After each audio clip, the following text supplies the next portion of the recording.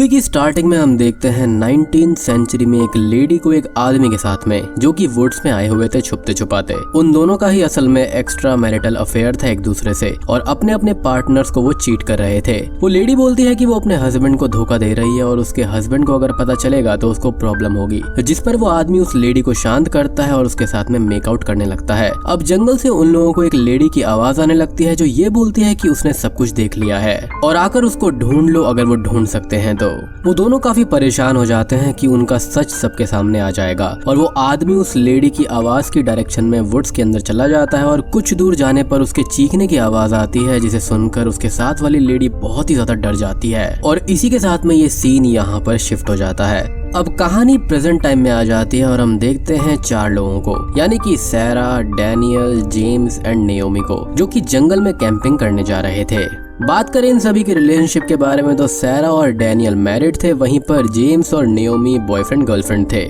अब तभी हम देखते हैं कि नेओमी और डैनियल की बहस हो रही थी फेमिनिस्ट टॉपिक पर, जहां पर डैनियल लड़कों के बारे में थोड़ा बड़ा चढ़ाकर बता रहा था और नेओमी उसकी बातों को कॉन्ट्राडिक्ट कर रही थी। नेओमी यहाँ पर थोड़ी सी एरोगेंट और काइंड ऑफ एटीट्यूड वाली लड़की थी और ऐसा ही कुछ डैनियल होता है, और वहीं दूसरी तरफ जेम्स और सैरा काफी शांत स्वभाव के लोग थे। अब तभी डैनियल और नेओमी की बहस को सैरा शांत करवाती है और वो लोग जंगल में एंटर कर जाते हैं। जंगल जाते टाइम उनको एक रेंजर रोकता है और वो उनसे बोलता है कि इस जंगल में जाना उनके लिए अच्छा नहीं है, क्योंकि यहाँ पर आने वाले लोगों की बहुत सी मिसिंग रिपोर्ट्स आती रहती हैं और ये जंगल काइंड ऑफ डेंजरस है किसी के भी लिए, क्योंकि वहाँ आसपास कोई भी इंसानी बस्ती नहीं है। डैनियल उस रेंजर से बात करता है और बोलता है कि वो लोग सिर्फ फिशिंग के लिए जा रहे हैं और 1-2 दिन में ही लौट आएंगे, और सेफ्टी के लिए डैनियल के पास में फ्लेयर गन है, जिस पर वो रेंजर ये बोलता है कि फ्लेयर गन से उससे पूरा जंगल ही जल सकता है। लेकिन थोड़ी बहुत बातचीत के बाद में वो रेंजर उनको जाने के लिए अलाउ कर देता है। उसका सोचना था कि मरना है तो मरे, मुझे क्या मतलब है। खैर वो लोग अब आगे जाते हैं और जेम्स बोलता है कि उनको उस जंगल में नहीं जाना चाहिए क्योंकि वो सेफ नहीं है और हो सकता है कि वहाँ पर कोई लोगों को मार देता हो, जो बात सभी को काइंड ऑफ फनी लगती है। सैरा भी अब जंगल के अंदर ना जाने के लिए बोलती है, बट नेओमी और डैनियल जंगल जाने का बोल देते हैं और फाइनली अब सभी लोग जंगल के अंदर जाने के लिए एग्री हो जाते हैं।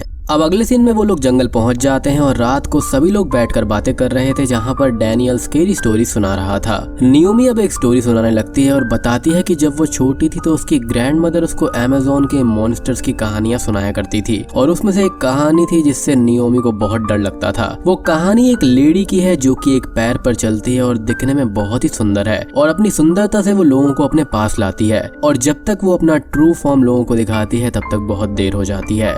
असल में उस लेडी की पास्ट स्टोरी ये है कि वो अपने हस्बैंड को चीट कर रही थी और उसके हस्बैंड को उसके बारे में पता चल गया था, तो उसके हस्बैंड ने उनके बच्चों को मार दिया और उस लेडी का एक पैर काट दिया और उसको जंगल में मरने के लिए छोड़ दिया था। तभी से वो लेडी ऐसे ही घने जंगलों को हॉन्ट करती है। और खास बात ये कि वो लेडी अपने पार्टनर पर चीट करने वाले मैन पर अटैक करती है और उनकी पार्टनर्स को पजेस कर लेती है, और लॉयल पर्सन्स को तो वो परेशान नहीं करती। अब सभी लोग नेओमी को उस लेडी का नाम बताने का बोलते हैं, जिस पर नेओमी ये बोलती है कि उस लेडी का नाम लेना मतलब उसको इनवाइट करने जैसा है और उसका नाम लेने पर वो आ सकती है। नेओमी का ये कहना था कि वो उस लेडी का नाम नहीं ले सकती। अब सभी लोगों के जिद करने पर नेओमी उस लेडी का नाम लेती है, जो कि होती है ला पातासोला।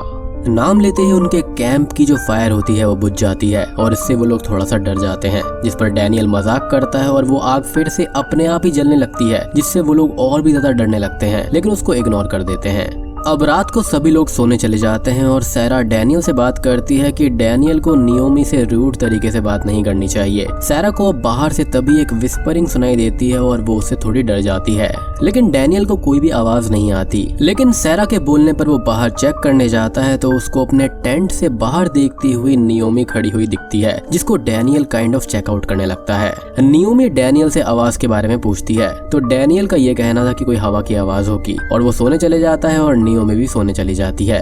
अगली सुबह सैरा और नेओमी मेडिटेशन कर रही होती हैं और सैरा का मेडिटेशन में मन नहीं लग रहा था क्योंकि वो रात को अच्छे से सो नहीं पाई थी, और नेओमी तभी उसको वीड स्मोक करने को देती है शांति के लिए। दूसरी ओर फिशिंग करते टाइम जेम्स और डैनियल बात कर रहे थे, जहां पर डैनियल जेम्स से नेओमी और उसके रिश्ते के बारे में पूछता है, जिस पर जेम्स बोलता है कि वो नेओमी के लिए सीरियस है और वो उससे शादी करना चाहता है, और यही नेओमी को प्रपोज भी करने वाला है, जिसके लिए उसने एक रिंग भी खरीद रखी है। जिस पर डैनियल बोलता है कि नेओमी उसको जेम्स के टाइप की नहीं लगती और जेम्स का शादी का डिसीजन ठीक नहीं है। उन लोगों की बातों के बीच में जेम्स को जंगल से विस्परिंग सुनाई देती है, जिससे वो थोड़ा सा डर जाता है, लेकिन डैनियल की बातों में वो उसको इग्नोर कर देता है और हम देख पाते हैं कि कोई जंगल से उन लोगों पर नजर रख रहा होता है। इधर सैरा और नियोमी आपस में बात कर रहे थे, जहाँ पर सैरा ये बताती है कि वो नर्सिंग स्कूल ज्वाइन करना चाहती है, बट वो ऐसा नहीं कर पा रही क्योंकि घर उसको ही चलाना होता है और डैनियल कोई जॉब नहीं करता और अपने बिजनेस को सेटअप करने में लगा हुआ है। नियोमी सैरा से बोलती है कि सैरा घर चला रही है और डैनियल कोई काम नहीं करता, जो सैरा के लिए अच्छा नहीं है और सैरा ये डिजर्व नहीं करती। सैरा को अपनी लाइफ में वो करना चाहिए जो वो करना चाहती है और उसको कोई भी कॉम्प्रोमाइज नहीं करना चाहिए। मतलब कि ये दोनों ही शादीशुदा रिश्ते में आग लगाने का काम कर रहे थे। खैर सैरा अब नियोमी से उसके और जेम्स के बारे में पूछती है, जिस पर नियोमी ये बोलती है कि जेम्स उसके टाइप का है ही नहीं और वो यहाँ से लौटकर जेम्स से ब्रेकअप कर लेगी।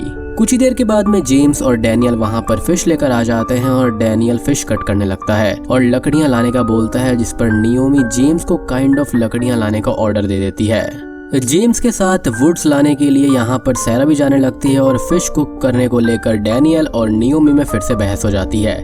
सैरा और जेम्स लकड़ियां लेने जाते हैं और इधर नियोमी और डैनियल फिश कुक करने को लेकर बहस करते करते गिर जाते हैं एक दूसरे के ऊपर और उन दोनों को ही एक अलग सी फीलिंग आती है। नियोमी डैनियल से पूछती है कि रात को डैनियल उसको चेकआउट कर रहा था, जिस पर डैनियल मना कर देता है। उन दोनों की फीलिंग्स अब काफी चेंज होने लगती हैं और हम उस प्लेस पर एक अलग सी वाइब को भी महसूस कर पाते हैं। बेसिकली वो एक दूसरे में ही काफी इंटरेस्ट ले रहे थे। इधर लकड़ियां लेते टाइम जेम्स और सैरा की आपस में बात हो रही होती है, जहां पर जेम्स बोलता है कि नियोमी और डैनियल एक दूसरे से लड़ते ही रहते हैं और एक साथ रहने पर तो और भी ज्यादा लड़ेंगे।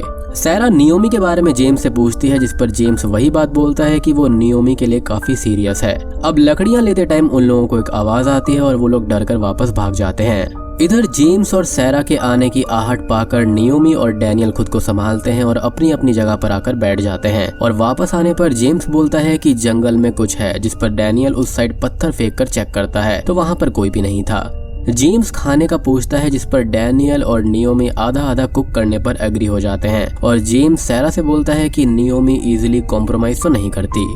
अब रात को सब लोग डिनर कर रहे होते हैं और सैरा खाने की तारीफ करती है, जिस पर नियोमी और डैनियल एक दूसरे की तारीफ करते हैं और साथ ही आपस में भी अच्छे से बात करते हैं, जो चीज सैरा और जेम्स को थोड़ी अच्छी लगती है कि अब वो दोनों लड़ नहीं रहे हैं। सैरा वीड निकालती है और वो लोग स्मोक करने लगते हैं और नशे में होकर मस्ती करने लगते हैं। कुछ देर के बाद में वो लोग बात कर रहे होते हैं और जेम्स नियोमी को शादी के लिए प्रपोज करने लगता है, जिस पर नियोमी उसको मना कर देती है और साथ ही साथ उसको काफी ज्यादा खरी खोटी सुना देती है।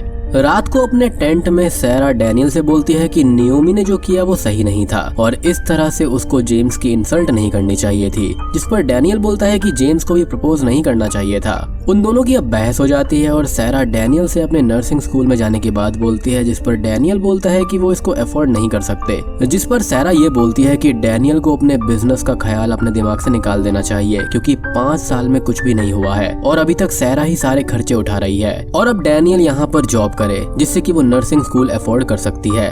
अब सैरा और डैनियल की बहस इस कदर बढ़ जाती है कि डैनियल टेंट से बाहर कुछ ही दूर पर स्मोक करने चला जाता है। अब डैनियल के पास में नियोमी आती है और वो उससे स्मोक ले लेती है और अब उन लोगों की बहस हो जाती है, जहाँ पर वो एक दूसरे को बोलते हैं कि उनके पार्टनर्स के लिए वो ठीक है ही नहीं। लाइक जेम्स के लिए नियोमी ठीक नहीं है, ऐसा डैनियल बोलता है और नियोमी ये बोलती है कि डैनियल की वजह से ही सैरा की लाइफ खराब हो रही है। अब बहस करते करते वो लोग एक दूसरे को ही पैशनेटली किस करने लगते हैं और अब जंगल से विस्परिंग उनको सुनाई देती है, जिससे कि वो लोग थोड़े डर जाते हैं। अब इधर सैरा अपने टेंट में रो रही होती है और टेंट के बाहर से ही जेम्स उससे पूछता है कि क्या वो ठीक है, तो वो ये जवाब देती है कि वो बिल्कुल सही है। सैरा अब दूसरी साइड मुंह करके लेट जाती है और हम उसके पीछे टेंट के अंदर किसी को देखते हैं, जो कि तुरंत ही गायब हो जाता है। सैरा इससे डर जाती है और टेंट से बाहर आकर जेम्स से डैनियल के बारे में पूछती है। तभी जेम्स को सैरा के पीछे टेंट में एक लेडी की शैडो दिखाई देती है और वो डर कर सबको बुलाता है। अब आवाज सुनकर डैनियल और नियोमी भी वहाँ पर आते हैं और किसी को जेम्स की बात पर यकीन ही नहीं होता और जेम्स ये बोलता है कि उसने सच में एक लेडी की स्पिरिट वहाँ पर देखी है। अब यहाँ पर सैरा ने भी कुछ ठीक से नहीं देखा था, तो वो भी कुछ क्लियरली नहीं बोल पाती और डैनियल के चेक करने पर भी टेंट में कोई नहीं था।